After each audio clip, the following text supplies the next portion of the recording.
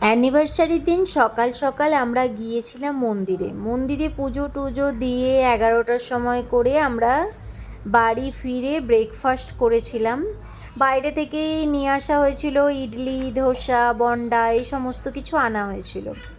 সেগুলো খাওয়া হয়েছিল, মানে এত হেভি খাওয়া হয়ে গিয়েছিল যে মানে গলা পর্যন্ত এরকম ব্যাপার হয়ে গিয়েছিল।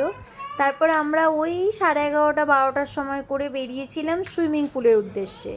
আর আমাদের বাড়ি থেকে সুইমিং পুলটা মোটামুটি 1-1.5 ঘন্টা হবে। তো সুইমিং পুলে গিয়ে পৌঁছেছিলাম 1টার সময়। আর হেভি খাওয়া দাওয়া হয়ে যাওয়ার কারণে 1টার সময় করে আর লাঞ্চ করা হয়নি। সুইমিং পুলে যাওয়ার পরে ভেবেছিলাম 3টের সময় করে বেরিয়ে লাঞ্চ আরে করে নেওয়া হবে, তবে আমরা এত সুইমিং পুলে মজা করতে ব্যস্ত হয়ে গিয়েছিলাম যে কারোর আর খাওয়ার কথাই মনে ছিল না, আর টাইম যে পেরিয়ে যাচ্ছে সেটাও কারো মাথায় নেই।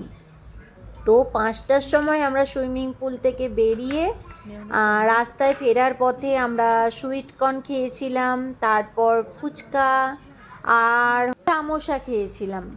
তো এই সমস্ত খেতে খেতে বাড়ি পৌঁছে গিয়েছিলাম ওই 10টার সময় করে।